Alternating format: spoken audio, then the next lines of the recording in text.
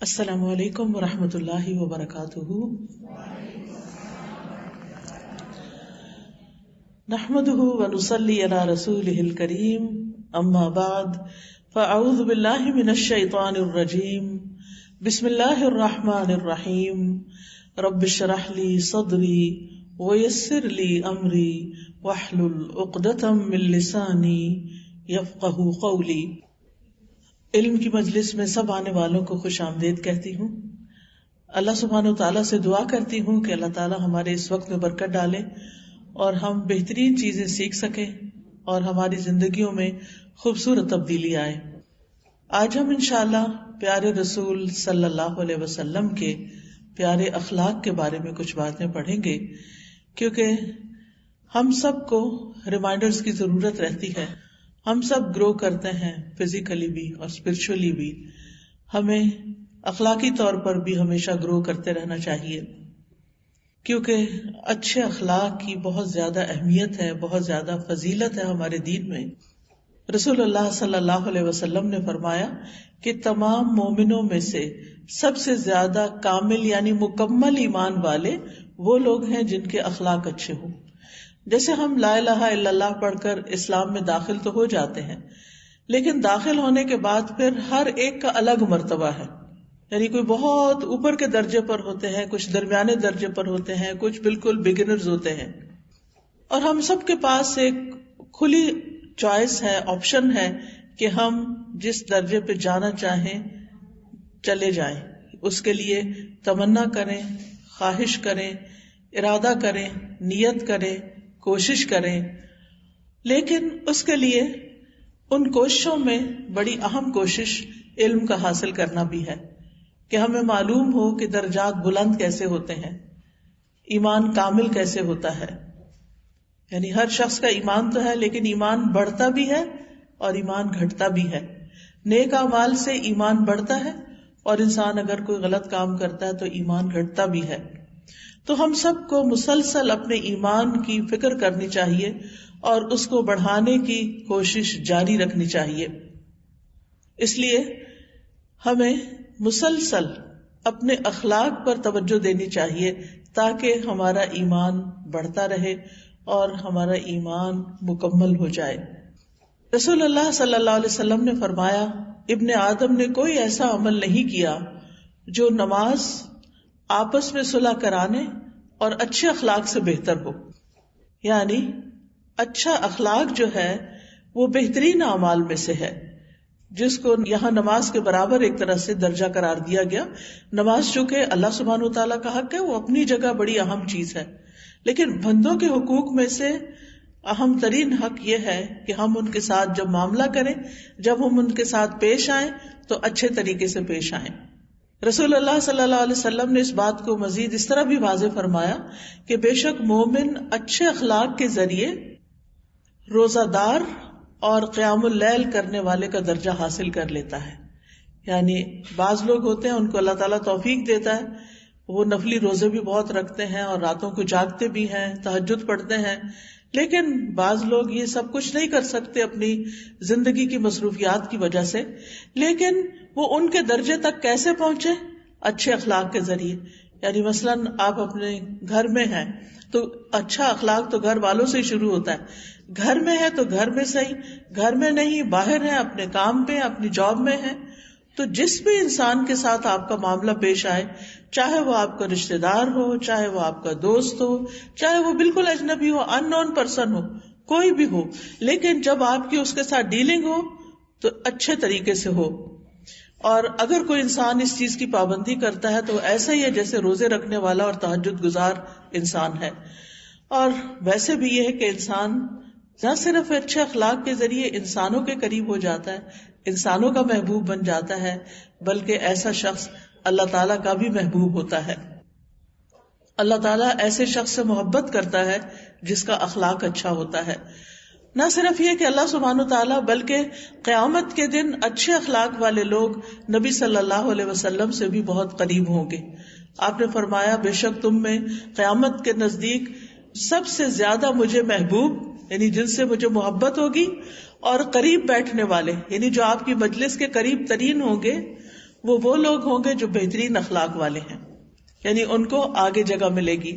اور آپ نے اپنی امت میں سے بھی بہترین لوگ انہیں قرار دیا. فرمایا میری امت کے بہترین لوگ وہ ہیں جو اخلاق کے لحاظ سے سب سے اچھے ہیں.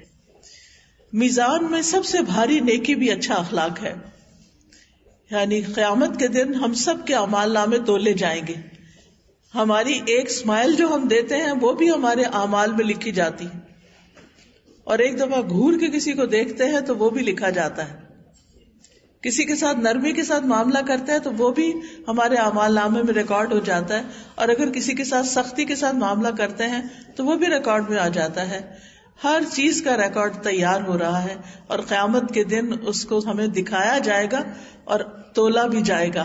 اور سب سے بھاری اعمال نامہ اس کا ہوگا جس کے اعمال نامے میں اچھے اخلاق ہوں گے. اور ہم دیکھتے ہیں کہ اچھے اخلاق میں سب سے زیادہ جو ہمارے لیے رول ماڈل ہیں، اسوہ حسنہ ہیں، اور جن کے اچھے اخلاق کی تعریف اللہ سبحانہ وتعالیٰ نے کی ہے، وہ خود محمد الرسول اللہ صلی اللہ علیہ وسلم ہے.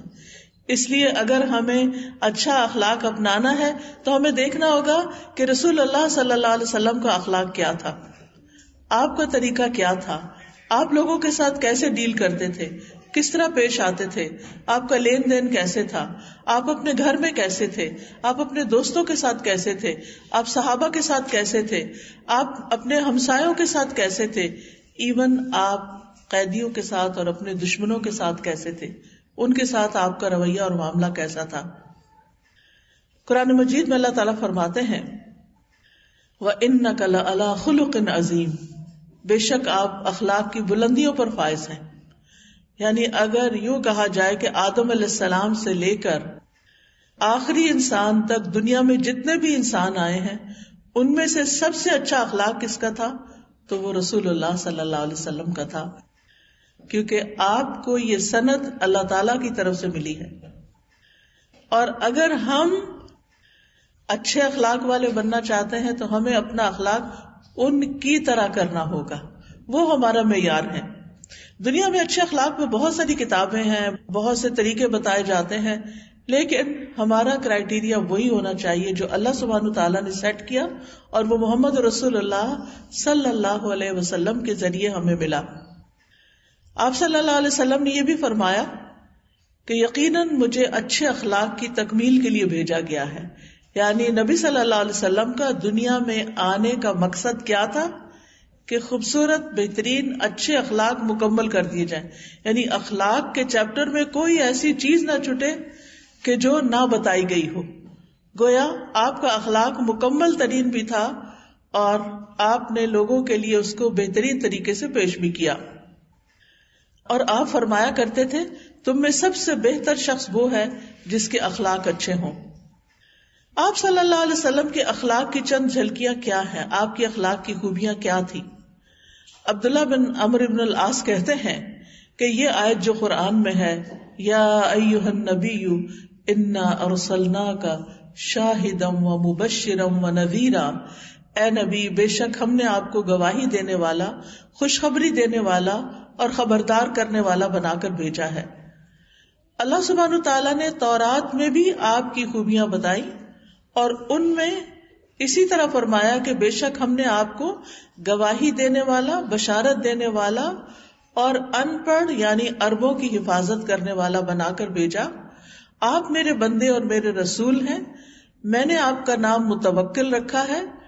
آپ نہ تو بدخو ہیں نہ سخت دل ہیں، یعنی آپ دل کے بدخو کا مطلب ہے کہ آپ دل میں بھی کسی کا برا نہیں چاہتے، دل کے بھی اچھے ہیں اور سخت دل نہیں ہیں، اور زبان کے بھی اچھے ہیں. آپ بازاروں میں شور کرنے والے نہیں، نہ برائی کا بدلہ برائی سے دیتے ہیں بلکہ معاف کرنے اور درگزر سے کام لیتے ہیں. یعنی تورات میں آپ کی یہ نشانیاں بتائی گئی تھی، آپ کا یہ اخلاق بتایا گیا تھا. صرف یہ نہیں بتایا گیا تھا کہ ایک آخری پیغمبر آئیں گے، بلکہ یہ بھی بتایا گیا تھا کہ وہ پیغمبر ہوں گے کیسے. انہی خوبیوں کی بنا پر یہود نے آپ کو اچھی طرح پہچان لیا تھا، جس کے بارے میں قرآن مجید میں آتا ہے یعرفونہ کما یعرفون ابناءہم، وہ آپ کو اس طرح پہچانتے ہیں جس طرح اپنے بیٹوں کو پہچانتے ہیں، کیونکہ انہوں نے آپ کے اندر تورات میں بتائی جانے والی ساری نشانیاں، ساری خوبیاں دیکھ لی تھیں۔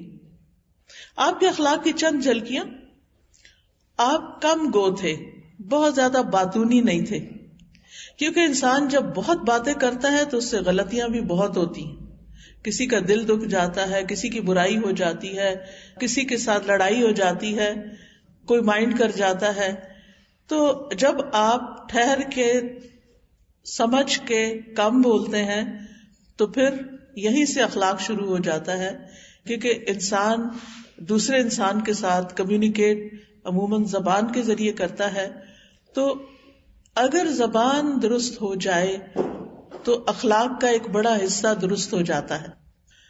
رسول اللہ صلی اللہ علیہ وسلم ہمیشہ سچ بولتے تھے، مذاق میں بھی کبھی جھوٹ نہیں بولا تھا۔ بہت سے لوگوں کا یہ وتیرہ ہوتا ہے کہ دوسروں کی نگاہ میں اچھا بننے کے لیے، اٹینشن حاصل کرنے کے لیے، محفل لوٹ لینے کے لیے، سب پہ چھا جانے کے لیے وہ دوسروں کو ہر وقت ہنسانے کی کوشش کرتے ہیں، اور اس میں بہت دفعہ جھوٹ بھی بول دیتے ہیں، غلط بیانی سے بھی کام لے لیتے ہیں۔ لیکن آپ صلی اللہ علیہ وسلم نے اپنے بارے میں فرمایا، میں ہمیشہ حق بات کہتا ہوں۔ کسی صحابی نے کہا، آپ تو ہمارے ساتھ ہنسی مذاق بھی کرتے ہیں، کیونکہ یہ نون ہمیشہ سے انسانی نفسیات ہر دور میں ایک جیسی رہی ہے۔ آج ہم قرآن مجید کا جب مطالعہ کرتے ہیں، ہم حضرت نوح علیہ السلام کی قوم کے لوگوں کے بارے میں پڑھتے ہیں، عاد سمود کے بارے میں پڑھتے ہیں، اور دیگر اس کے بعد کے قوم لوط کے بارے میں پڑھتے ہیں، تو اتنی ساری چیزیں، وہی چیزیں ریپیٹڈلی ہمیں آج کے لوگوں میں بھی نظر آتی ہیں۔ تو انسان سوچتا ہے کہ یہ کیا، یعنی نوح علیہ السلام کے زمانے میں لوگ پیغمبر کا مذاق اڑایا کرتے تھے، اپنے وقت کے نبی کا مذاق اڑاتے تھے، نبی صلی اللہ علیہ وسلم کے زمانے میں جو آپ کے دشمن تھے وہ آپ کا مذاق اڑاتے تھے۔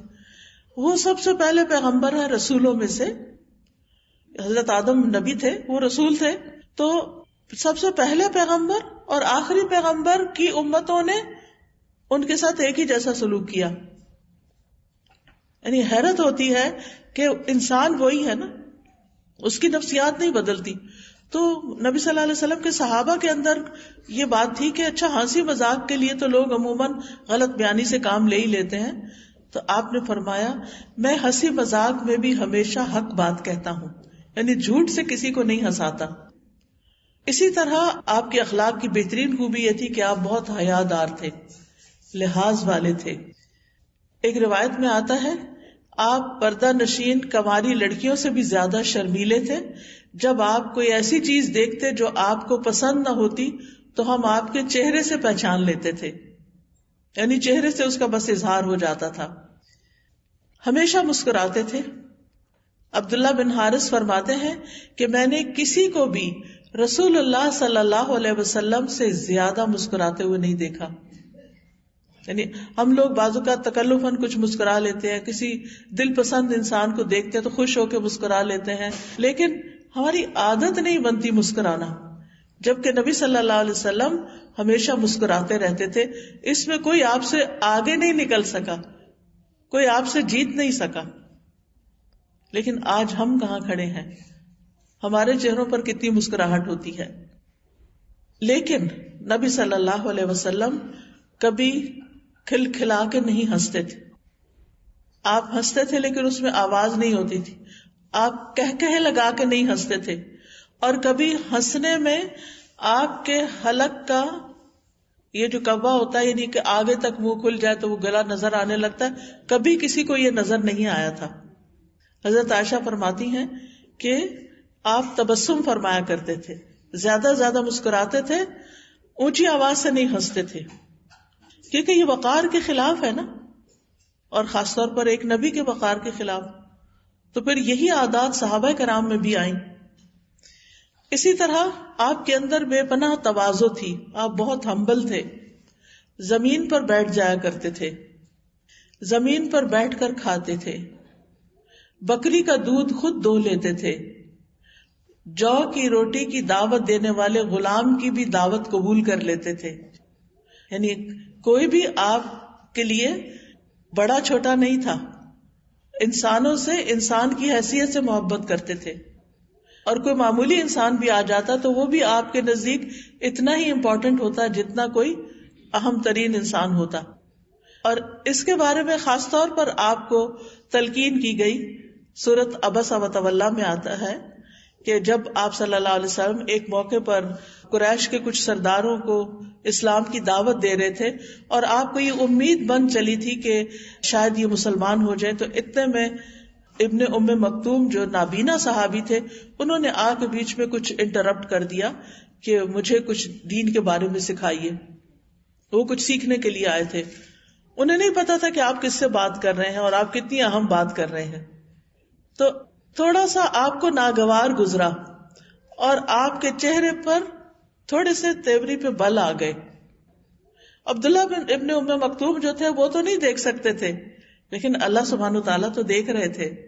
تو اللہ سبحانہ تعالیٰ نے فوراً قرآن مجید میں وحی نازل کر دی، عبس وتولیٰ ان جاءہ الاعمى، کہ آپ نے تھوڑی تیوری چڑھا لی اور منہ موڑ لیا، اس لیے کہ آپ کے پاس ایک اندھا شخص آ گیا، نابینا آ گیا. تو آپ کو اچھا نہیں لگا کہ یہ کیوں بیچ میں انٹرپٹ کر رہا ہے. وما یدریک لعلہ یزکا، آپ کو کیا پتا کہ یہ شخص جو نابینا ہے، جو دیکھنے میں ان سرداروں کی نسبت لوگوں کی نگاہ میں کم ہے، لیکن ہو سکتا ہے کہ وہ اپنا تزکیہ کر لے، وہ ایمان اور دین کے لحاظ سے آگے بڑھ جائیں. وَأَمَّا مَنْ جَاءَكَ يَسْعَىٰ وَهُوَ يَخْشَىٰ فَأَنْتَ عَنْهُ تَلَهَّىٰ، جو آپ کے پاس دوڑتا ہوا آیا ہے اور وہ اللہ سے ڈرتا ہے، یعنی ابن ام مکتوم جو نابینا ہے، آپ اس سے بے رخی کر رہے ہیں. اللہ کی نگاہ میں اس نابینا کی قدر و قیمت کہیں زیادہ ہے. اللہ سبحانہ وتعالیٰ قیامت کے دن لوگوں کو ان کے دنیاوی سٹیٹس کے مطابق نہیں ٹریٹ کریں گے، ان کے ایمان کے مطابق ان سے ڈیل کریں گے. جس کا ایمان زیادہ ہے، جس کا اخلاق اچھا ہے، وہ کہیں آگے ہوگا بنسبت اس شخص کے جس کے پاس بہت مال ہے یا دنیا میں اس کا بہت شہرہ ہے لیکن اخلاق اچھا نہیں ہے. اور اس میں ہم دیکھتے ہیں کہ نبی صلی اللہ علیہ وسلم کو ایک دفعہ جنت میں لے جایا گیا تو آپ نے اپنے آگے آگے ایک قدموں کی آواز سنی کہ کوئی چل رہا ہے، کسی کے چلنے کی آواز سنی. آپ نے پوچھا کہ یہ کون ہے؟ بتایا گیا کہ یہ بلال ہیں، بلال رضی اللہ عنہ ہیں. تو آپ نے واپس آ کر حضرت بلال سے پوچھا کہ وہ تمہارا کون سا عمل ہے کہ جس کی وجہ سے میں نے تمہارے قدموں کی چال اپنے سے آگے سنی. تو انہوں نے کہا کہ میں نے کبھی کسی کو بتایا تو نہیں، لیکن آپ نے پوچھا تو میں بتا رہا ہوں کہ میں جب بھی میرا وضو نہیں رہتا تو میں وضو کر لیتا ہوں اور 2 رکعت پڑھ لیتا ہوں. ایسا شخص جو پاکیزہ ہے، جو باوضو رہتا ہے، لیکن حبشی غلام ہے، نہ اس کا گھر ہے، نہ اس کی بیوی ہے، نہ اس کے بچے ہیں، نہ اس کا مکہ میں کوئی سٹیٹس ہے، نہ کوئی بزنس ہے، لیکن جنت میں وہ آگے جا رہا ہے. اللہ سبحانہ و تعالیٰ کسی کی شکل نہیں دیکھتے، کسی کا رنگ نہیں دیکھتے، کسی کا مال نہیں دیکھتے، وہ اس کا دل دیکھتے ہیں، دل میں کیا ہے، اور اس کے اعمال دیکھتے ہیں، اخلاق کیسا ہے. کیونکہ اعمال میں سب سے بہترین چیز انسان کی عبادات کے بعد اس کا اخلاق ہی ہے. پھر اسی طرح آپ صلی اللہ علیہ وسلم انتہائی سخی تھے، کھلے دل کے مالک تھے اور سب انسانوں میں سے زیادہ سخاوت والے تھے. آپ سے کبھی کسی بھی چیز کا سوال کیا جاتا تو آپ اس کو دے دیتے تھے. ایک دفعہ ایک صحابیہ نے آپ کے لیے ایک چادر بنا کے بھیجی جس کی آپ کو ضرورت بھی تھی. تو اتنے میں ایک صحابی مجلس میں آئے تو انہوں نے کہا کہ آپ کی یہ چادر بڑی خوبصورت ہے. تو آپ نے وہ چادر اتار کو اس کو دے دی. تو صحابہ کہنے لگے یا رسول اللہ صلی اللہ علیہ وسلم، آپ کو خود اس سے زیادہ ضرورت تھی، آپ نے اس کو کیوں دے دیا؟ اور اس کو بھی ناراض ہونے لگے کہ تم نے کیوں لے لی. تو اس شخص نے کہا کہ میرا دل چاہتا تھا کہ جو چادر آپ نے پہنی ہے میں اس کا اپنا کفن بنا لوں. یعنی اس کی اپنی ایک محبت تھی، اس کو شاید یہ نہیں پتا تھا کہ آپ کو خود ضرورت ہے، لیکن آپ نے اپنی ضرورت کو پیچھے چھوڑ دیا، دوسرے کا دل رکھا اور اس کی پسند کے مطابق اس کو وہ چادر دے دی. یعنی اس سے آپ اندازہ لگا سکتے ہیں کہ آپ کتنی سخاوت کرتے تھے. ایک سخاوت وہ ہوتی ہے کہ آپ کے پاس کچھ ایکسٹرا بچ گیا ہے تو آپ دوسروں کو دے دیں، اور ایک سخاوت یہ ہوتی ہے کہ آپ کو بھی خود بھی ضرورت ہے اور پھر آپ دوسرے کی ضرورت کو زیادہ, یا ضرورت نہیں بھی تو دوسرے کے دل کو خوش کرنے کے لیے آپ اس کو دیتے ہیں.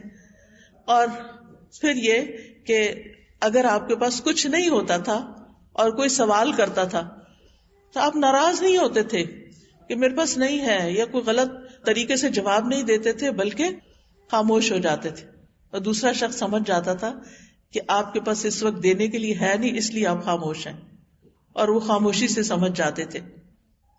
اسی طرح آپ بہت زیادہ رحم فرمانے والے تھے, بہت کائنڈ تھے دوسروں کے لیے. جب کوئی آپ کے پاس آتا تو آپ اس سے وعدہ کر لیتے, اگر آپ کے پاس وہ چیز ہوتی تو پوری کر دیتے, ورنہ وعدہ کر لیتے کہ پھر دوبارہ آ جانا, پھر دے دوں گا تمہیں. آپ ہمیشہ دوسروں کو معاف کر دیتے تھے. آپ نے کبھی اپنی ذات کے لیے انتقام نہیں لیا, بدلہ نہیں لیا. ہاں, اللہ کی حدیں ٹوٹتی, کوئی نافرمانی کرتا تو پھر آپ اس وقت اللہ کے حکم پر عمل کرتے. ایک خاتون تھی جن کا نام فاطمہ تھا, انہوں نے چوری کر لی, اور جیسا کہ آپ سب جانتے ہیں کہ اسلام میں چوری کی سزا ہاتھ کاٹنا ہے, تاکہ لوگ عبرت پکڑے اور کوئی کسی کی چوری نہ کرے. اسی لیے آپ دیکھیں کہ جن ملکوں میں یہ قانون ہے وہاں پر بہت کم چوریاں ہوتی ہیں, قتل بھی بہت کم ہوتے ہیں, لوگ امن و امان میں رہتے ہیں, کیونکہ انہوں نے ایک ایسا ڈسپلن قائم کر رکھا ہے. تو لوگوں نے کہا کہ یہ ایک شریف گھرانے کی خاتون ہے, اس کا ہاتھ کٹ گیا تو یہ تو بہت ایک بے عزتی کی بات ہے, تو کسی ایسے شخص کو آپ کے پاس بھیجتے ہیں جو آپ کو بہت پیارا ہے. تو انہوں نے کہا کہ نبی صلی اللہ علیہ وسلم حضرت اسامہ سے بڑی محبت کرتے ہیں اور آپ کی کوئی بات ٹالتے نہیں ہیں, تو ان کو بھیجتے ہیں. تو جب وہ حضرت اسامہ نے جا کے نبی صلی اللہ علیہ وسلم سے سفارش کی تو آپ نے فرمایا, اگر فاطمہ بنت محمد بھی چوری کرتی, یعنی میری بیٹی بھی اگر ایسا کرتی, تو میں اس کا ہاتھ بھی کاٹ ڈالتا, صلی اللہ علیہ وسلم. تو اس سے آپ اندازہ لگائیں کہ عام حالات میں آپ بہت نرم دل تھے, لیکن جہاں اصول کی بات ہوتی, ڈسپلن کی بات ہوتی, تو اس کو نہیں توڑتے تھے, چاہے اس کی زد آپ کے اپنے گھرانے پر ہی کیوں نہ پڑے. اسی طرح یہ ہے کہ جب آپ کو غصہ آتا تھا, آپ فحش گو نہیں تھے, کبھی کسی کو گالی نہیں دی, کبھی اپنی زبان سے کوئی گھٹیا لفظ نہیں نکالا. یہ بھی خاص دھیان رکھیے. یعنی بعض اوقات ہم دوسروں کو خوش کرنے کے لیے, ہنسانے کے لیے غلط قسم کے لفظ یا گھٹیا زبان بھی بول دیتے ہیں. اس سے بھی بچنا چاہیے کیونکہ یہ اخلاق کے منافی ہے. تو آپ صلی اللہ علیہ وسلم فحش گو نہیں تھے, لعنت ملامت کرنے والے نہیں تھے, گالی نہیں دیتے تھے. آپ کو اگر بہت غصہ آتا تھا تو آپ بس اتنا کہتے تھے, اس کی پیشانی خاک میں ملے. اس کو کیا ہو گیا ہے؟ اس کا کیا مطلب ہے پیشانی خاک میں ملے؟ یعنی یہ اور زیادہ نماز پڑھے, سجدہ کرے, زمین پہ سر رکھے, یعنی اللہ کی عبادت کرے, اللہ کا بن جائے. یہ آپ کی ڈانٹ ہوتی تھی. اسی طرح جب خوشی حاصل ہوتی, غصہ آنے پر آپ کا ریاکشن کیا تھا؟ خوشی حاصل ہوتی تو کیا کرتے؟ آپ کا چہرہ مبارک چمکنے لگتا, ایسے گویا چاند کا ایک ٹکڑا. اور صحابہ کہتے ہیں کہ ہم آپ کے چہرے کے تاثرات سے پہچان لیتے کہ آپ خوش ہیں. یعنی آپ بلینک فیس نہیں تھے, اس پہ غصہ بھی نظر آتا تھا, اس پہ مسکراہٹ بھی نظر آتی تھی, اس پہ خوشی بھی نظر آتی تھی. تو بعض اوقات ہم اس طرح الوف ہو جاتے ہیں, نہ پتہ چلتا ہے غصے میں ہے, نہ پتہ چلتا ہے خوش ہے, نہ پتہ چلتا ہے ناراض ہے, نہ پتہ چلتا ہے تھکے میں ہے, نہ پتہ چلتا ہے بھوکے ہیں, نہ کچھ بتاتے ہی نہیں. آپ خود ہی معلوم کر لو. دوسروں کو پہلیاں بجھواتے ہیں اور پھر ان کو اگر پتہ نہ چلے تو ان پہ اور غصہ کرتے ہیں اور سمجھتے کہ ہمارا حق ہے. اسی طرح غم کے موقع پر آپ دیکھیے کہ نارمل حالات میں تو سبھی مسکرا لیتے ہیں, اچھے سے بن جاتے ہیں, لیکن جب ہم جذباتی کیفیت میں ہوتے ہیں تو اس وقت ہم پھر کیا کرتے ہیں؟ یہ ہمارا امتحان ہوتا ہے. غصے میں کیا کرتے ہیں, خوشی میں کیا کرتے ہیں, کیونکہ بعض لوگ غصے میں اور طرح ریئیکٹ کرتے ہیں, بولتے چلے جاتے ہیں, لان تان کرتے چلے جاتے ہیں, دوسرے کو برا فیل کراتے چلے جاتے ہیں, دوسرے کو مجرم بناتے چلے جاتے ہیں. اور اگر خوشی ہوتی ہے تو اونچا اونچا ہنسنا شروع کر دیتے ہیں. یعنی ادھر بھی ایکسٹریم, ادھر بھی ایکسٹریم. لیکن نبی صلی اللہ علیہ وسلم کی خوبصورتی کس میں تھی؟ توازن میں، بیلنس میں.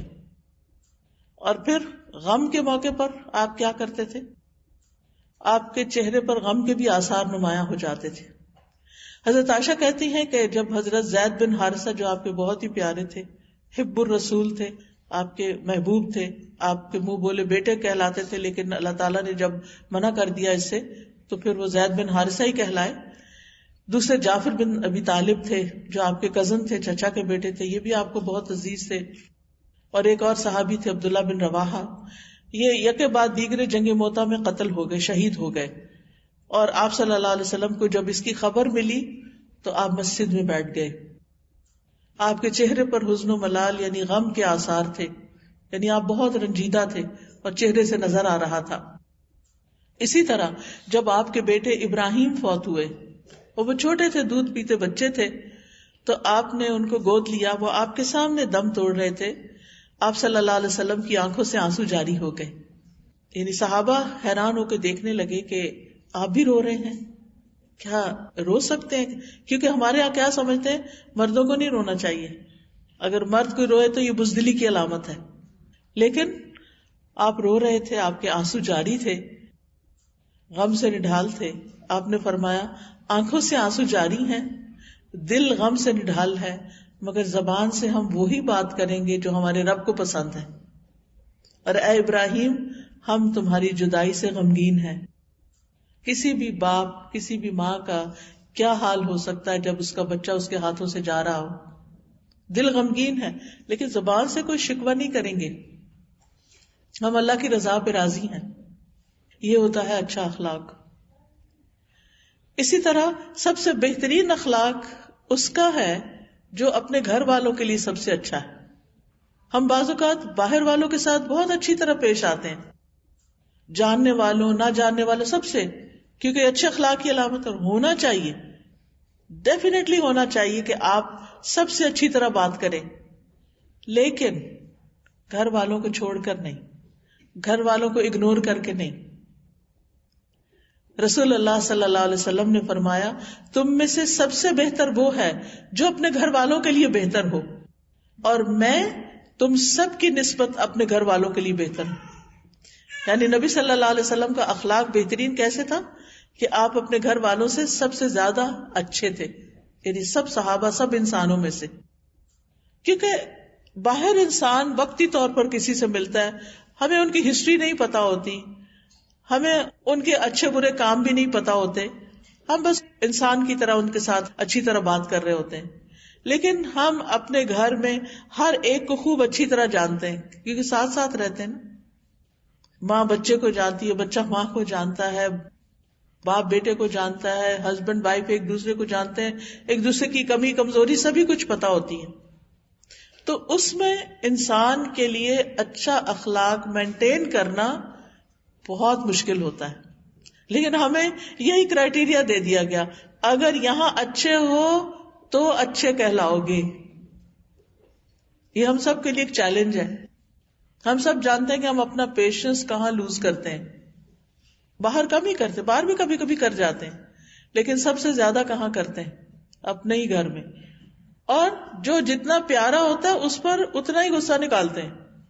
جیسے اپنے بچے، ہم سمجھتے ہیں یہ ہمارا حق ہے کہ ہم ان کو جتنا چاہے ڈانٹ لیں، ہم ان کے ساتھ جو چاہے کریں، ہمارے بچے ہیں نا، ہم ان کو اپنی ملکیت سمجھتے ہیں، غلام سمجھتے ہیں. حالانکہ ایسا نہیں ہے، وہ ایک انڈیویجول بھی ہیں، ان کی بھی ریسپیکٹ کرنی چاہیے، ان کا بھی خیال کرنا چاہیے، ان کی بھی ایک لائف ہوتی ہے.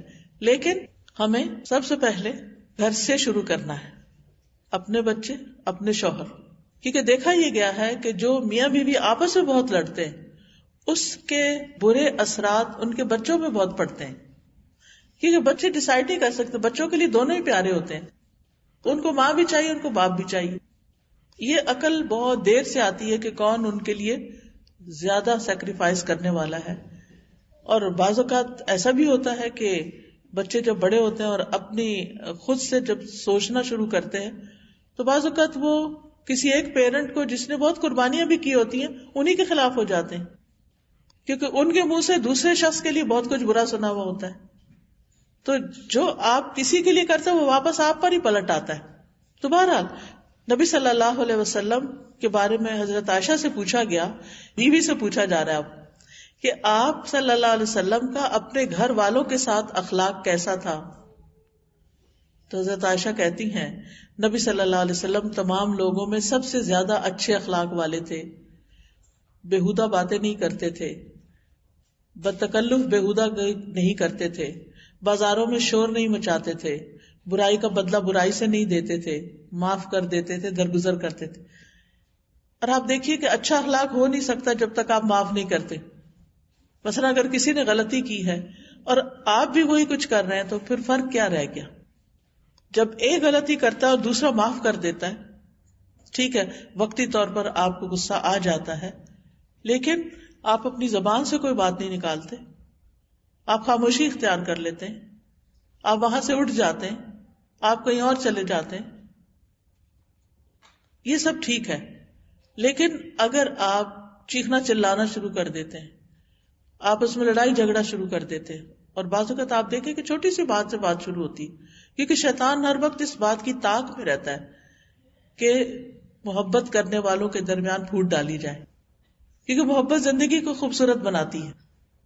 اور اللہ سبحانہ تعالیٰ نے ہسبینڈ وائف کے بیچ میں ایک قدرتی محبت رکھی، بالکل اجنبی ہوتے ہیں لیکن اللہ تعالیٰ فرماتے ہیں کہ وَجَعَلَ بَيْنَكُمْ مَوَدَّةً وَرَحْمَةً، محبت اور رحمت دو چیزیں اللہ تعالیٰ دلوں میں ڈال دیتا ہے.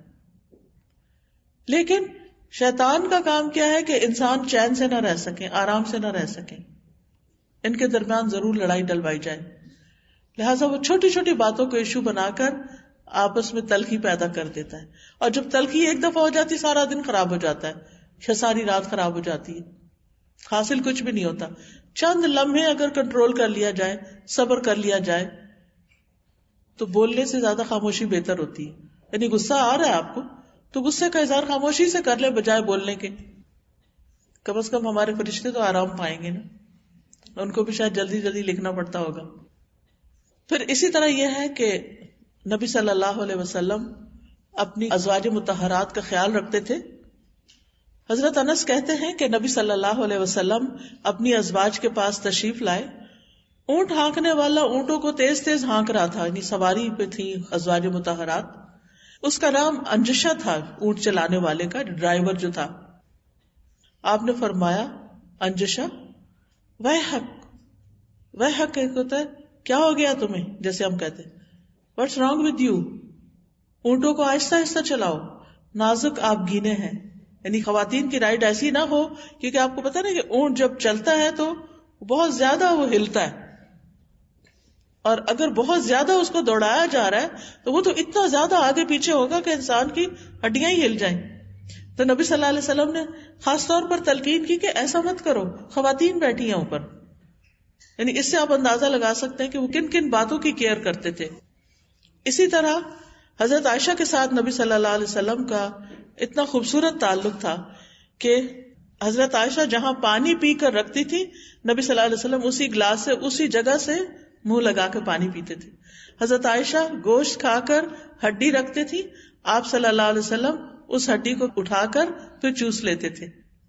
یعنی آپ یہ نہیں کہتے تھے یہ تو عورت کا کھایا ہوا اور عورت کا چھوڑا ہوا اور عورت کا جھوٹا ہے، نہیں. تو اس سے آپ اندازہ لگا سکتے ہیں کہ آپ کے اندر تواضع بھی کتنی تھی اور محبت کا اظہار بھی کیسے کرتے تھے. اسی طرح بچوں کے ساتھ آپ کا اخلاق بہت اچھا ہے. آپ دیکھیں کہ عام طور پر یہ ہوتا ہے کہ ہم اپنے سے بڑوں کے ساتھ احترام سے پیش آ جاتے ہیں. اگر ہم ان سے کوئی ناراضگی بھی ہو تو تب بھی ہم خاموش ہو جاتے ہیں. اپنے پیرنٹس ہیں جیسے، یا استاد ہیں یا کوئی بھی، اگر ہمیں ان کی کوئی بات پسند نہ آئے تو ہم بہت ریئیکشن نہیں شو کرتے. کچھ لوگ تو میں کہتی ہوں یہ بدبختی ہی ہوگی کہ جو اپنے ماں باپ کے آگے بولتے ہیں، بدتمیزی کرتے ہیں، بد اخلاقی کرتے ہیں، اور آزادی کے نام پر جو جی میں آئے وہ کہنا شروع کر دیتے ہیں. اس سے بڑا بدبخت کوئی نہیں جو اپنے والدین کے ساتھ ایسا سلوک کرے. لیکن ہم عام طور پر جو ہمارے برابر کے لوگ ہوتے ہیں، چاہے اسٹیٹس میں برابر ہوں، چاہے عمر میں برابر ہوں، چاہے علم میں برابر ہوں، یا کولیگز ہوں ہمارے ساتھ کام کرتے ہوں، تو ان کے ساتھ ہم بہت احتیاط سے چلتے ہیں، کیونکہ ہمیں پتا اگر ہم نے ان کے ساتھ کچھ کیا تو یہ بھی ہمارے ساتھ جواباً پھر ویسا ہی کریں گے. تو وہاں تھوڑا سا ہم بہتر ہوتے ہیں. لیکن جو ہم سے چھوٹے ہوتے ہیں عام طور پر ان کے ساتھ ہمارا رویہ اچھا نہیں ہوتا. ہم سب مائیں ہیں، ہم سب اپنے اپنے بارے میں سوچیں کہ ہم اپنے بچوں کے ساتھ کیسے ہیں، کتنا صبر ہے. آج ایک میٹنگ تھی ہماری ٹیچرز کے ساتھ جو بچوں کی کلاسز لیتی ہیں، تو ان سے مختلف ایشوز پر ڈسکشن ہو رہی تھی. تو وہ بتا رہی تھی کہ ہم بچوں کے ساتھ بات چیت کرتے ہیں. تو میں نے کہا کہ کیا بات چیت کرتے ہیں مثلاً؟ تو وہ کہتی کہ ایک بچہ کہتا ہے کہ میری ماما مجھے ہر روز ڈانٹتی ہیں کہ تم اپنا بستر بناؤ، لیکن ایک دن بھی انہوں نے مجھے یہ نہیں بتایا کہ کیسے بناؤں، اور مجھے سمجھ نہیں آتی میں کیا کروں. کہتے پھر میرے ڈیڈی نے مجھے بستر بنانا سکھایا. بعض اوقات ہم مائیں بہت ناجائز رویہ اختیار کرتی ہیں، بچوں سے وہ ایکسپیکٹ کرتے ہیں جو ہم نے ان کو سکھایا ہی نہیں ہوتا، جو ہم نے ان کو دیا ہی نہیں ہوتا، جو ہم نے ان کو بتایا ہی نہیں ہوتا، جو ہم نے ان سے کمیونیکیٹ ہی نہیں کیا ہوتا، اور پھر ہم ان سے ایکسپیکٹ کرنے لگتے ہیں کہ یہ شاید خود ہی سے سیکھ جائیں گے یا صرف ہمیں دیکھ کے ہی سیکھ جائیں گے، جبکہ ہمارا فرض بنتا ہے کہ ان کو پہلے چیز سکھائیں اور پھر ان کو بتائیں. اور اگر 10 دفعہ بھی وہ غلطی کرتے ہیں 10 دفعہ ان کو سکھائیں. تو اس لیے نبی صلی اللہ علیہ وسلم کے اخلاق کی یہ خوبی کہ آپ کیا کرتے تھے، بچوں کے ساتھ بہت پیار سے محبت سے پیش آتے تھے. انس بن مالک کہتے ہیں میں نے رسول اللہ صلی اللہ علیہ وسلم سے بڑھ کر کسی کو بچوں پر شفقت کرتے ہوئے نہیں دیکھا. کہ آپ بچوں کے ساتھ کتنی محبت کرتے تھے، کتنی نرمی سے بات کرتے تھے، پیار سے مخاطب کرتے تھے. حضرت انس کہتے ہیں کہ نبی صلی اللہ علیہ وسلم زینب بنت ام سلمہ کے ساتھ کھیلتے بھی تھے. آپ کو معلوم ہے نا کہ حضرت ام سلمہ بیوہ ہو گئی تھی، ان کے شوہر ابو سلمہ جو تھے وہ مدینہ میں آئے تھے اور کچھ عرصے کے بعد بیمار ہو کے فوت ہو گئے تھے. ام سلمہ رضی اللہ تعالی عنہا ان کی وفات پر بہت روئی تھی، اور نبی صلی اللہ علیہ وسلم نے ان کو صبر کی تلقین کی اور دعا سکھائی کہ اللہم اجرنی فی مصیبتی واخلف لی خیرا منہا، اللہ مجھے اپنی اس مصیبت کا اجر عطا فرما، یعنی جو مجھ پہ آئی ہے، اور مجھے اس سے بہتر شوہر عطا فرما. وہ کہنے لگی کہ یہ دعا تو میں نے مانگ لی، لیکن میں نے کہا کہ ابو سلمہ سے اچھا کوئی انسان نہیں ہو سکتا، یعنی انہیں اپنے شوہر سے اتنی محبت تھی. بہرحال کچھ عرصے کے بعد جب ان کی عدت وغیرہ ختم ہو گئی تو نبی صلی اللہ علیہ وسلم نے ان کو پروپوز کیا. بہت عقل مند خاتون تھی. تو انہوں نے کہا کہ میں اب بہت میچور ہو چکی ہوں اور میرے بچے چھوٹے ہیں اور میں اپنے بچوں کے بارے میں بہت پروٹیکٹیو ہوں، اور اس لیے میں آپ سے شادی نہیں کر سکتی. آپ سوچئے کہ اللہ کے رسول صلی اللہ علیہ وسلم ان کو پروپوز کر رہے ہیں اور وہ انکار کر رہی ہیں. کس کی وجہ سے؟ بچوں کی وجہ سے اور اپنی کچھ عادات کی وجہ سے. تو آپ نے فرمایا کہ تمہارے بچے میرے بچے، یعنی میں ان کو لک آفٹر کروں گا. اور پھر ان کے لیے دعا کی کہ جو چیز تمہاری عادات میں تم رکاوٹ سمجھتی ہو میں اس کے لیے دعا کروں گا. anyway شادی ہو گئی. وہ چاروں بچے حضرت ام سلمہ کے ساتھ نبی صلی اللہ علیہ وسلم کے گھر میں آ گئے. آپ ان کی تربیت کرتے تھے. وہ واقعہ بھی یاد ہوگا کہ جب عمر بن ابی سلمہ تھے ان کے بیٹے، تو وہ جب کھانا کھاتے تھے تو جیسے بچوں کی عادت ہوتی ہے پلیٹ میں سے کبھی یہاں سے اٹھا لیا کبھی یہاں سے اٹھا لیا. وہ روایت کرتے ہیں کہ حدیث کہ میرا ہاتھ ہر جگہ گھومتا تھا. تو آپ صلی اللہ علیہ وسلم نے فرمایا کہ بیٹے اپنے آگے سے کھاؤ اور بسم اللہ پڑھ کے کھاؤ، یعنی کھانا اس طرح کھاتے ہیں. اسی طرح چھوٹی ان کی بیٹی تھی حضرت زینب حضرت ام سلمہ کی، تو آپ اس کے ساتھ کھیلتے تھے اور انہیں بار بار پکارتے تھے زوینب زوینب، یعنی آپ اس بچی کو بھی توجہ دیتے تھے. یتیم بچی تھی، آپ کے گھر میں پل رہی تھی، لیکن کس طرح آپ اس سے محبت کرتے تھے. اب آپ دیکھیں ہمارے ہاں کیا حالات ہیں. اگر کسی بیوہ عورت کی شادی کسی مرد سے ہو ہی جائے، طلاق یافتہ کی ہو جائے اور اس کے بچے بھی ہوں، اول تو بچے کے ساتھ کوئی ایکسپٹ ہی نہیں کرتا.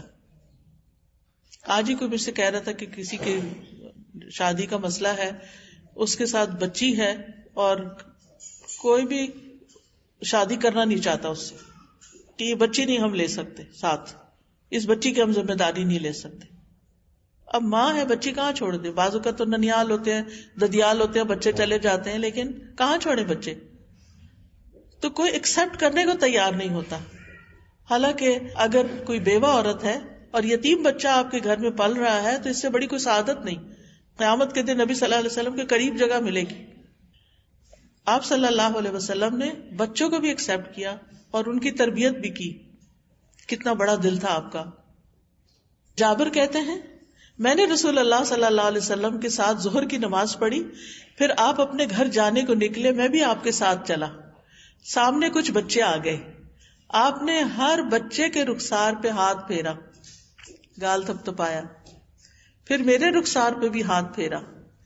آپ کے ہاتھ میں وہ ٹھنڈک اور وہ خوشبو تھی جیسے کسی نے خوشبو ساز کے ڈبے میں ہاتھ ڈال کے نکالا ہو. اور ایک جگہ پر آتا ہے کہ میں وہ ٹھنڈک ہمیشہ محسوس کرتا ہوں. یعنی اتنے پیارے ہاتھ تھے آپ صلی اللہ علیہ وسلم کے. اب یہ محبت تھی آپ کی بچوں سے.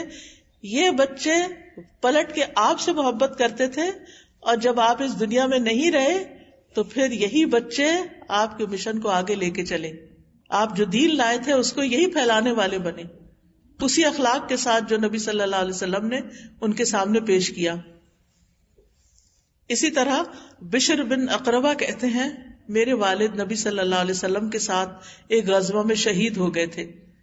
تو نبی صلی اللہ علیہ وسلم میرے پاس سے گزرے، میں رو رہا تھا. آپ نے مجھ سے فرمایا چپ ہو جاؤ، کیا تم اس بات پہ راضی نہیں کہ میں تمہارا والد ہوں اور عائشہ تمہاری امی ہوں؟ یعنی اس یتیم بچے کو بھی اپنا بیٹا بنایا. کہا جاتا ہے، ایک ہم بچپن میں یہ کہانی ہم نے اپنی اسکول کی کتاب میں پڑھی تھی کہ شاید عید کا دن تھا اور اس بچے کے پاس کپڑے نہیں تھے اور وہ رو رہا تھا، تو پھر آپ نے اس کے لیے عید کے کپڑوں کا انتظام کیا. بہرحال کہنے کا مطلب یہ ہے کہ ان نوٹسڈ کوئی بچہ نہیں جاتا تھا. ہم سب کو بھی بچے اچھے لگتے ہیں، لیکن آج کل تھوڑے سے ٹرینڈز بدل رہے ہیں.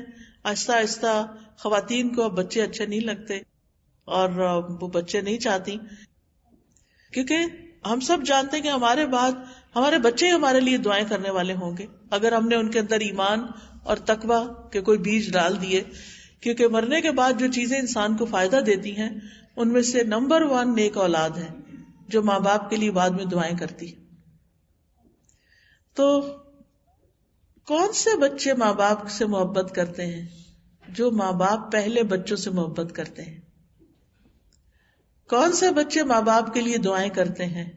جو ماں باپ اپنے بچوں کو دعائیں سکھا دیتے ہیں. ہم میں سے کتنے ماں باپ نے اپنے بچوں کے ساتھ یہ محنت کی ہے کہ ان کو کم از کم وہ دعا تو سکھا دے، ان کو جنازے کی دعا تو سکھا دے کہ جب وہ ہمارا جنازہ پڑھیں.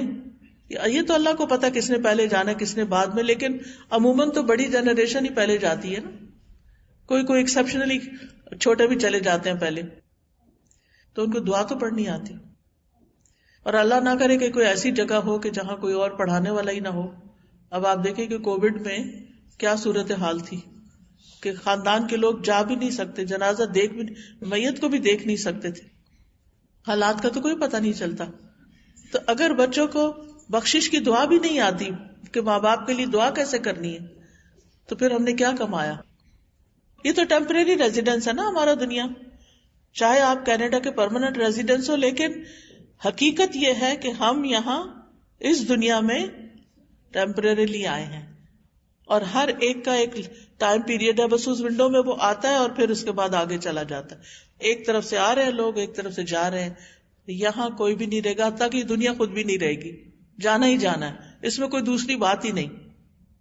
تو جب جانا ہے تو پھر تیاری وہاں کی کرنی چاہیے نا جہاں ہمیشہ رہنا ہے، اور اپنے بچوں کو بھی سال پہ چھوڑ کے جانا چاہیے.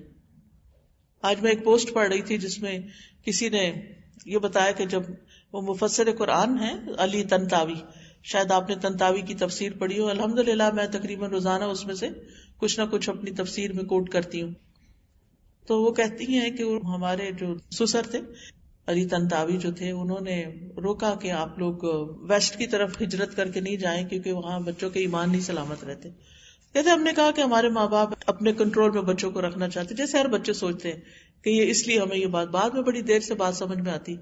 کہتے بہرحال اس کے بعد یہ ہوا کہ وہ کہتی ہیں کہ انہوں نے ایک ریسرچ پڑھی جو ایک رمضان خاندان کے اوپر ہوئی جو شاید بیروت سے ہجرت کر کے یہاں پر 100 سال پہلے تقریباً آیا، اور اس کے اس وقت نارتھ امریکہ میں اور ساؤتھ امریکہ وغیرہ میں 5000 افراد ہیں.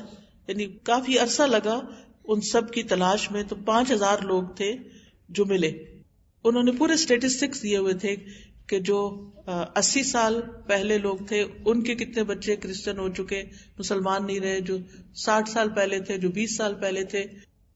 یعنی ہارڈلی کچھ لوگ مسلمان بچے ہیں، باقی سب اپنا دین نام سب کچھ چھوڑ چکے.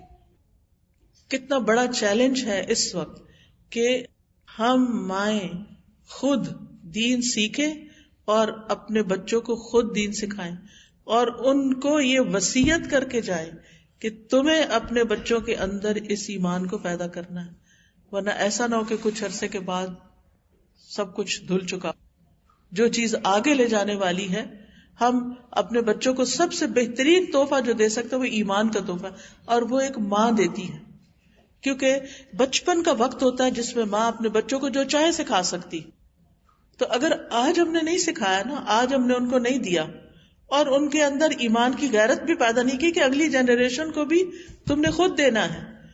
اسلامک سکولز پہ نہیں چھوڑیں، مدرسہ پہ نہیں چھوڑیں، قرآن ٹیچر پہ نہیں چھوڑیں، وہ اپنا کام کریں، وہ بتاتے رہیں جو بتانا ہے، لیکن اصل بتانے والی چیز خود ماں ہے.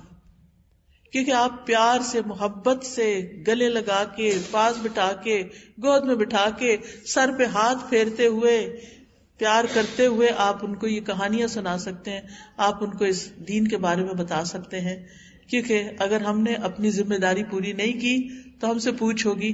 کیونکہ حدیث میں آتا ہے کلکم راعٍ وکلکم مسئول عن رعیتہ فالمرأة راعیۃ فی بیت زوجها ومسئولۃ عنہا.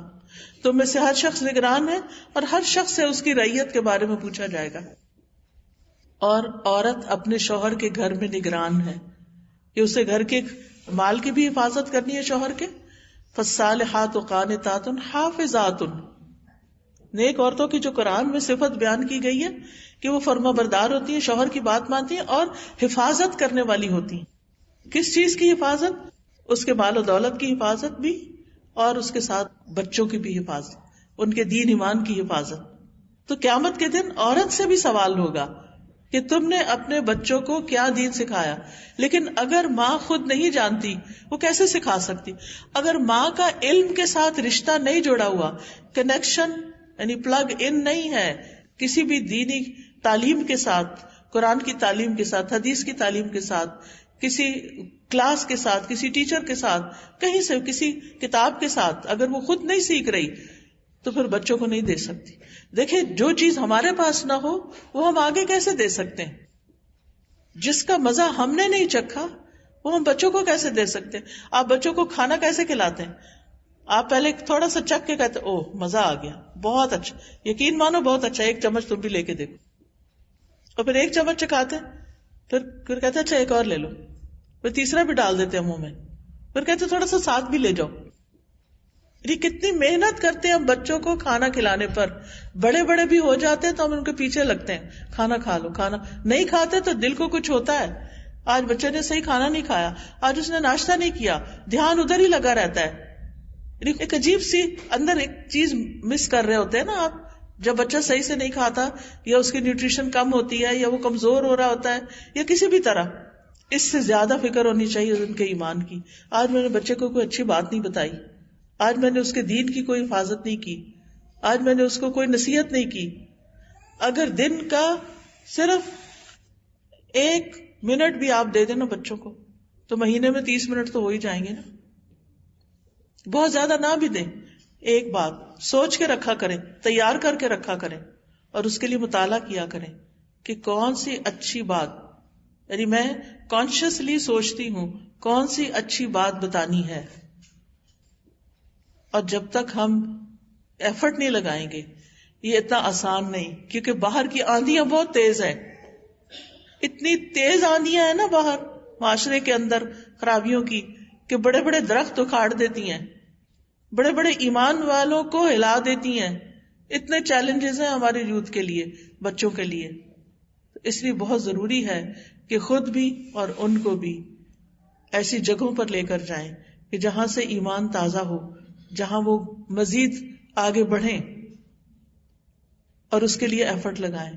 اس بات پہ نہیں چھوڑیں ان کا باپ انہیں نہیں جمعے پہ لے کے جاتا، یہ تو اسی کی ڈیوٹی ہے، میں کیا کروں، میں تو خود مصروف ہوں، میں نہیں یہ کر سکتی. ہم اسکول چھوڑ لیتے ہیں، ہم مارکیٹ لے جاتے ہیں، ہم کھانے پہ لے جاتے ہیں، ان کو آؤٹنگ پہ لے جاتے ہیں، ہم مسجد کیوں نہیں لے جا سکتے؟ ہماری پرائرٹی نہیں ہے نا اس طرح. لیکن یہ تو ہم ہی کو کرنا ہوگا. جس جگہ پر ہم ان کو لے آئے ہیں پھر ہم ہی کو ایفرٹ لگانی ہوگی، ورنہ پھر ہمارے لیے آئندہ نسلوں میں کیا صدقہ جاریہ باقی رہ جائے گا. اسی طرح نبی صلی اللہ علیہ وسلم کے اپنے ساتھیوں کے ساتھ، اپنے دوستوں کے ساتھ بہت اچھا اخلاق تھا. آپ انصار سے ملنے کے لیے جاتے، ان کے گھروں میں جاتے، ان کے بچوں کو سلام کرتے، بچوں کے سر پہ ہاتھ پھیرتے، ان کو دعا دیتے، ان کے لیے دعائیں کرتے. یعنی یہ ساری چیزیں. پھر اسی طرح آپ مجلس میں بیٹھتے تھے، زیادہ خود خاموش رہتے تھے، کم ہنستے تھے. آپ کی موجودگی میں صحابہ شعر بھی سنا دیتے تھے، پوئٹری بھی سناتے تھے، اپنے معاملات کا، مسائل کا ذکر بھی کرتے. وہ ہنستے بھی تھے، لیکن نبی صلی اللہ علیہ وسلم کسی وقت اسمائل کر دیتے تھے. پھر اسی طرح آپ فرماتے ہیں، میں مومنوں کے لیے ان کی جانوں سے بھی زیادہ نزدیک تر ہوں. چنانچہ جو کوئی مال چھوڑ جائے تو وہ اس کے گھر والوں کا حق ہے. مال کس کے لیے؟ گھر والوں کے لیے. جو کوئی قرضہ چھوڑ جائے یا اس کے بچے چھوٹے ہیں تو وہ میری ذمہ داری ہے، وہ میرے ذمہ ہے. سبحان اللہ، یہ آپ اپنے صحابہ کے بچوں کے لیے کہہ رہے ہیں. پھر اسی طرح جریر بن عبداللہ کہتے ہیں، میں جب سے اسلام لایا رسول اللہ صلی اللہ علیہ وسلم نے مجھے گھر آنے سے روکا نہیں. میں آپ کے گھر آ جاتا تھا اور جب بھی آپ مجھے دیکھتے ضرور مسکراتے. یعنی کبھی ایسا نہیں ہوا کہ آپ نے مجھے دیکھا اور آپ نے اسمائل نہیں دی. پھر شفقت کے ساتھ ان کو تعلیم دیتے تھے. پھر اسی طرح عام لوگوں کے ساتھ کیسا سلوک تھا، کمزور لوگوں کا خیال رکھتے تھے. نبی صلی اللہ علیہ وسلم کمزور لوگوں کے پاس جاتے خود، یعنی مالی اعتبار سے یا جسمانی یا معذور افراد جو ہوتے ہیں ان سے ملاقات کرتے، ان کے مریضوں کی بیمار پرسی کرتے، ان کے جنازوں میں حاضر ہوتے. آپ چلنے میں پیچھے رہتے، کمزور کو چلاتے، اپنے پیچھے سوار کر لیتے، سواری پہ بٹھاتے، ان کے لیے دعا کرتے. سیرت پڑھتے ہوئے ایک چیز آپ بہت نوٹ کریں گے کہ آپ صلی اللہ علیہ وسلم جس سے ملتے، جس کے ساتھ بھی ہوتے، ان کو دعا دیتے تھے. ہمیں ایک دوسرے کے لیے بہت دعائیں کرنی چاہیے. جس کے بارے میں بھی کوئی سنے، کوئی بیمار ہے، کوئی تکلیف میں ہے، کوئی غم میں ہے، تو صرف سامنے نہیں، پیچھے بھی اس کے لیے دعا کر. جب اس کا خیال آئے تو اس کے لیے دعا کر دیں. یہ نبی صلی اللہ علیہ وسلم کا اخلاق تھا، یہ آپ کی خیر خواہی تھی، یہ آپ کی محبت تھی. پھر آپ ان کی ضروریات پوری کرتے تھے. لوگوں کی آپ تک ایکسس بہت آسان تھی. لوگوں کو آپ سے دھکیلا نہیں جاتا تھا، مارا نہیں جاتا تھا، پیچھے نہیں ہٹایا جاتا تھا کہ نہیں پیچھے ہٹ جاؤ، نہیں. پھر اسی طرح اگر کسی سے کوئی غلطی ہوتی تو آپ جنرلی بات کرتے، لوگوں کو کیا ہو گیا کہ ایسا کیوں کرتے ہیں. پھر لوگوں کے ساتھ احسان بھی کرتے تھے. ایک بڑا دلچسپ واقعہ کہ حنین کے دن ایک صحابی کہتے ہیں عبداللہ بن ابو بکر کہ حنین کے دن میں آپ سے ٹکرا گیا اور میرا پاؤں جس میں ایک بڑی بھاری جوتی تھی وہ آپ کے پاؤں کو روند گئی. آپ سوچ سکتے کتنی تکلیف ہوئی ہوگی. آپ نے اپنے ہاتھ میں پکڑے ہوئے کوڑے کے ساتھ مجھے چوکا دینی، پیچھے ہٹائے، ایک نیچرل ریاکشن ہوتا ہے اس وقت میں، اور کہا بسم اللہ، تم نے مجھے تکلیف دی ہے. وہ کہتے ہیں کہ میں ساری رات اپنے نفس کو ملامت کرتا رہا کہ میں نے اللہ کے رسول صلی اللہ علیہ وسلم کو تکلیف دی. یہ آپ سوچ سکتے ہیں کہ جس انسان سے آپ کو بہت محبت ہوتی ہے نا، اگر آپ اس کو تکلیف دے دیں نا کسی وجہ سے، غلطی سے بھی، تو آپ خود تکلیف میں آ جاتے ہیں. آپ بچے کو ڈانٹ دیں، کتنی ماں کو آپ نے دیکھا ہوگا کہ بچوں کو مار کے خود بھی رونا شروع کر دیتی ہیں. یعنی محبت ہوتی ہے ڈسپلن کرنے کے لیے، ان کے ساتھ سختی کرنے پر خود بھی روتی. ڈانٹ دیں پھر اس کے بعد خود. تو اب ہوا کیا؟ وہ کہتے ہیں کہ رات میں نے ملامت میں گزاری. میں یہی کہہ رہا تھا کہ میں نے رسول اللہ صلی اللہ علیہ وسلم کو تکلیف دی. وہ رات میں نے ایسی گزاری کہ اللہ ہی بہتر جانتا ہے. جب صبح ہوئی تو ایک آدمی کہہ رہا تھا فلاں شخص کہاں ہے. میں نے کہا اللہ کی قسم یہ مجھے ہی ڈھونڈ رہا ہے، اور جو کل ہوا ہے اب میری کوئی پیشی ہونے لگی ہے. کہتے ہیں میں چلا تو گیا نبی صلی اللہ علیہ وسلم کے پاس. میں خوف زدہ تھا کہ پتہ نہیں اب میری کیا شامت آتی ہے. تو آپ نے مجھ سے کہا بے شک تم نے کل اپنے جوتے کے ساتھ میرے پاؤں کو روندا، مجھے تکلیف دی، اور میں نے کوڑے کے ساتھ تمہیں چوکا لگا دیا. یہ 80 دمبیاں ہیں اس کوڑا لگانے کے بدلے. اور ایک روایت میں گائے آتا ہے، یہ 80 گائے ہے اس یعنی وہ ایسے ہوتا نا، اگر کوئی ہمارے اوپر چڑھ رہا تو ہم ایک دم پیچھے ہاتھ کر دیتے ہیں کہ پیچھے پیچھے پیچھے، یعنی بچاتے ہیں. اس بچانے میں آپ کے ہاتھ میں جو چیز تھی آپ نے اس کو پیچھے کیا تھا، لیکن اگلے دن صرف اس اتنی تکلیف دینے کا آپ نے اتنا بڑا انعام دیا، یہ اس کا بدلہ دے رہا. آپ سوچئے یہ اخلاق کہاں ہے، کدھر ہے یہ اخلاق کہ ہم کسی کو تکلیف دے کے پھر سوری بھی کبھی نہ کریں کہ میری باتوں سے آپ ہرٹ ہو گئے ہوں گے، سوری. پھر اسی طرح حضرت انس کہتے ہیں کہ میں رسول اللہ صلی اللہ علیہ وسلم کے ساتھ چل رہا تھا، آپ کے جسم پر نجران کی بنی ہوئی موٹے حاشیے کی چادر تھی. ایک دیہاتی آیا، اس نے زور سے چادر کھینچی تو رسول اللہ صلی اللہ علیہ وسلم کے مونڈے پر اور اس جگہ پر نشان پڑ گیا. وہ کبھی کبھی ہوتا ہے نا، کپڑا کوئی لگ جائے، کھینچ جائے تو. پھر کہا اے محمد، اس مال میں سے مجھے بھی دینے کا حکم دیجیے جو آپ کے پاس اللہ کا مال ہے. آپ اس کی طرف متوجہ ہوئے، مسکرائے. اس نے کیا کیا اور آپ مسکرا رہے ہیں، اور آپ نے حکم دیا کہ اس میں سے کچھ دے دیا جائے. پھر اسی طرح نان مسلم کے ساتھ بھی آپ کا رویہ بہت اچھا تھا.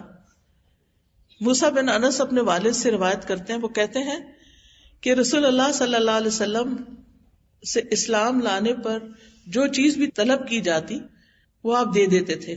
ایک شخص آیا، آپ نے اسے 2 پہاڑوں کے بیچ میں چرنے والی ساری بکریاں دے دی. اتنی سخاوت. وہ شخص اپنی قوم کی طرف آیا اور کہنے لگا، اے میری قوم مسلمان ہو جاؤ، بے شک محمد اتنا عطا کرتے ہیں کہ فقر کا اندیشہ ہی نہیں رہتا صلی اللہ علیہ وسلم.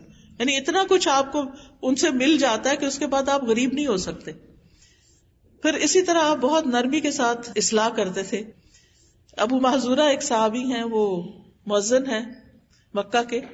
وہ کہتے ہیں ہم چند نوجوانوں کے ساتھ نکلے، حنین کے راستے میں تھے، تو راستے میں ہمارا نبی صلی اللہ علیہ وسلم سے آمنا سامنا ہوا.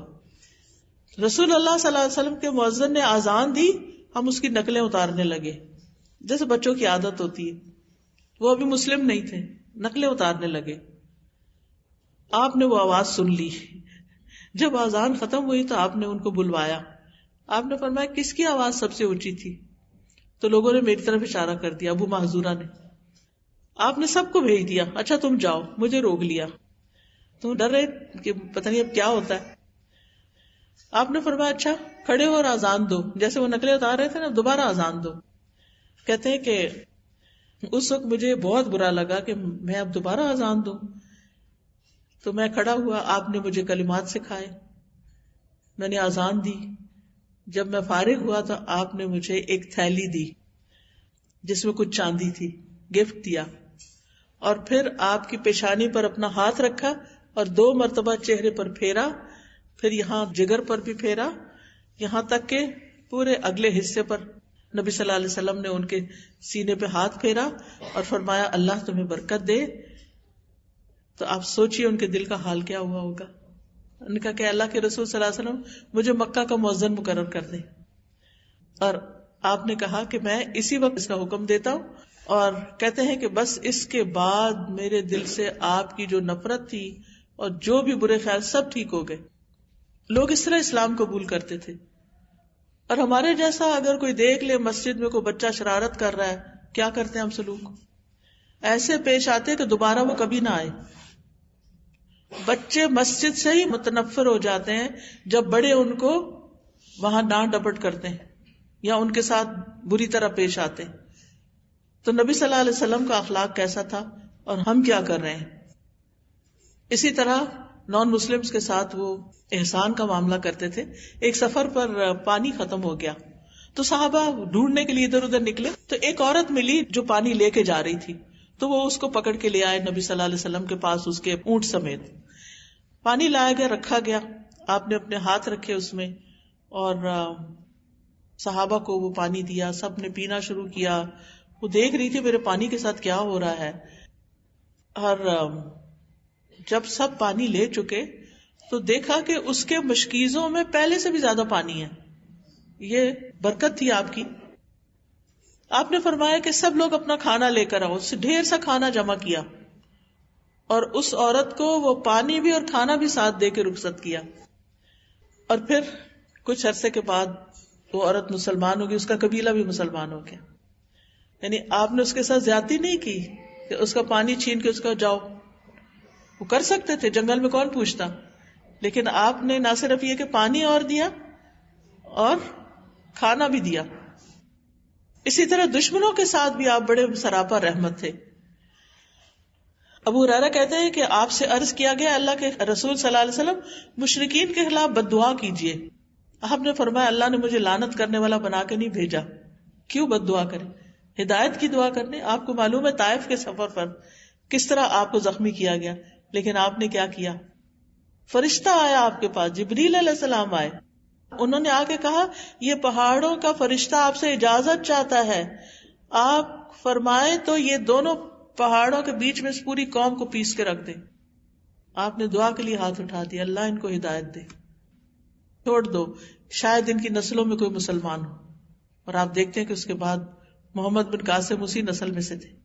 پھر اسی طرح بعض اوقات آپ کے دشمن آتے، آپ کے ساتھ بدتمیزی کرتے، لیکن آپ ان کو بہت اچھے سے جواب دیتے، یعنی بدلہ نہیں لیتے تھے، خیر کی توقع ہی رکھتے تھے لوگ ان سے. جان کے دشمن کے ساتھ بھی احسان. آپ کو وہ معلوم ہوگا کہ ہجرت کے سفر میں سراقہ پیچھے آ گیا تھا، پھر اس کا گھوڑا دھس گیا تو سراقہ کہنے لگا مجھے پتا ہے آپ نے میرے لیے بد دعا کی ہے، آپ میرے لیے دعا کر دیں. اللہ کی قسم اب جو آپ کی تلاش میں آئے گا میں اس کو بھی واپس کر دوں گا. تو آپ نے اس کے لیے دعا کی اور وہ اس میں سے نکل آیا. پھر اسی طرح جب آپ پر جادو کیا گیا تھا تو پتہ چل گیا کہ کس نے جادو کیا، لیکن آپ نے اس سے انتقام نہیں لیا. نہ صرف یہ کہ انسانوں کے ساتھ، حیوانوں کے ساتھ، جانوروں کے ساتھ، پودوں کے ساتھ، ہر ایک کے ساتھ اچھا سلوک کرتے تھے. نبی صلی اللہ علیہ وسلم نے اپنے لیے لکڑی کا ممبر تیار کروایا تو اس سے پہلے آپ جس کھجور کے تنے کے اوپر کھڑے ہو کر خطبہ وغیرہ دیتے تھے تو وہ بھی مسجد میں رکھا ہوا تھا، ممبر دوسری طرف رکھ دیا گیا. تو جب آپ نے خطبہ نئے ممبر پہ شروع کیا تو اس تنے کے اندر سے ایسے آوازیں آ رہی تھی جیسے بچہ رو رہا ہو، یعنی سسکیوں کی آواز آ رہی تھی. آپ صلی اللہ علیہ وسلم نے خطبہ چھوڑا اور جا کر اس تنے کو ہگ کیا، اس کو لپٹ گئے اور اس کو پیار کر کے پھر واپس آئے تو وہ رونا بند ہو گیا. پھر اسی طرح پرندوں کے جذبات کا بھی خیال رکھتے تھے. حضرت عبداللہ بن مسعود کہتے ہیں ایک سفر میں ہم رسول اللہ صلی اللہ علیہ وسلم کے ساتھ تھے. آپ قضائے حاجت کے لیے گئے تو ہم نے ایک چڑیا دیکھی، اس کے ساتھ 2 بچے بھی تھے. ہم نے بچے پکڑ لیے تو وہ ہمارے اوپر منڈلانے لگ گئی، چڑیا اوپر اوپر گھومنے لگی کہ میرے بچے ان کے پاس ہیں. تو آپ نے فرمایا کس نے اس چڑیا کو بچوں کی وجہ سے پریشان کیا، اس کے بچوں کو چھوڑ دو. اسی طرح ایک اور موقع پر آپ نے دیکھا کہ چیونٹیوں کے بڑے بل کو لوگوں نے جلا دیا. آپ نے پوچھا کس نے یہ ظلم کیا؟ اللہ کے سوا کسی کے لیے حق نہیں کہ وہ جلانے کی سزا دے. پھر اسی طرح آپ جانوروں کے حقوق کا بھی خیال رکھتے تھے. ایک مرتبہ ایک سفر میں آپ تھے کہ ایک اونٹ آپ کے پاس آ کے رونے لگ گیا. آپ نے اس کے مالک کو بلایا، پتا چلا کہ وہ اسے کھانے کو تھوڑا دیتا ہے لیکن کام بہت لیتا ہے، تو آپ نے اس کو تلقین کی. پھر اسی طرح آپ صلی اللہ علیہ وسلم ایک آدمی کے پاس سے گزرے، وہ بکری ذبح کر رہا تھا اور اس کے سامنے ہی وہ چھری تیز کر رہا تھا. بکری ذبح کرنے کے لیے لٹائی اور بکری چھری کو دیکھ رہی تھی. آپ نے فرمایا یہ کام پہلے کیوں نہیں کیا؟ کیا تم اس کو 2 دفعہ ذبح کرنا چاہتے ہو؟ یعنی پہلے اس کے سامنے چھری تیز کر کے اور پھر اس کے گلے پہ چھری پھیر کے، یعنی ایسا کیوں کر رہے ہو تم؟ یعنی اتنی باتوں کا آپ خیال رکھتے تھے. اللہ سبحانہ وتعالیٰ سے دعا ہے کہ اللہ تعالیٰ ہمیں اچھے اخلاق عطا فرمائے. اللہم صلی علی محمد وعلی آل محمد کما صلیت علی ابراہیم وعلی آل ابراہیم انک حمید مجید. اللہم بارک علی محمد وعلی آل محمد کما بارکت علی ابراہیم وعلی آل ابراہیم انک حمید مجید. ربنا آتنا فی الدنیا حسنۃ وفی الآخرۃ حسنۃ وقنا عذاب النار. ربنا لا تزغ قلوبنا بعد إذ هديتنا وهب لنا من لدنك رحمة إنك أنت الوهاب. ربنا هب لنا من أزواجنا وذرياتنا قرة أعين واجعلنا للمتقين إماما. اللهم اهدنا لأحسن الأخلاق لا يهدي لأحسنها إلا أنت واصرف عنا سیئها لا یصرف عنا سیئها الا انت. اے اللہ ہمیں اچھے اخلاق کی ہدایت عطا فرما، تیرے سوا کوئی اچھے اخلاق کی ہدایت نہیں دے سکتا، اور برے اخلاق سے ہمیں دور کر دے، تیرے سوا کوئی ہم سے برے اخلاق کو دور نہیں کر سکتا. اللہم احسنت خلقنا فاحسن خلقنا. اے اللہ تو نے ہماری صورت اچھی بنائی، ہماری سیرت بھی بہت اچھی کر دے. اللہم انا نعوذ بک من منکرات الاخلاق والاعمال والاہواء. اے اللہ بے شک ہم تجھ سے برے اخلاق، برے اعمال اور بری خواہشات سے پناہ چاہتے ہیں. یا رب العالمین تو ہمیں بہترین اخلاق عطا فرما، نبی صلی اللہ علیہ وسلم کی سنتوں پر عمل کرنے کی توفیق عطا فرما.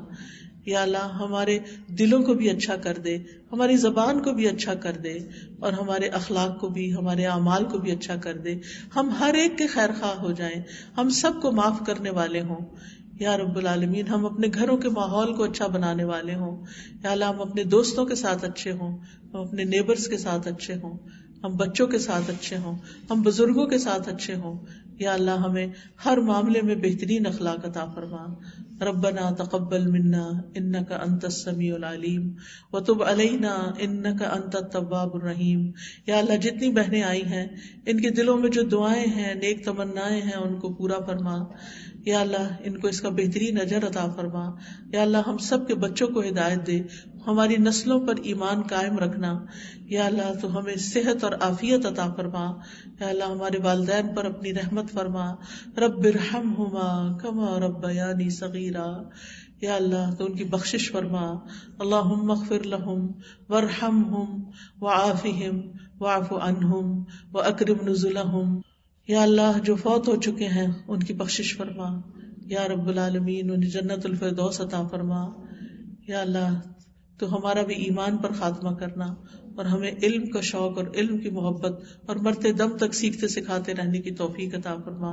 ہمارے لیے زندگی کو آسان کر دے، ہماری ساری مشکلات دور فرما دے. تو ہم سب کی حفاظت فرما، ہم سب کو عافیت عطا فرما.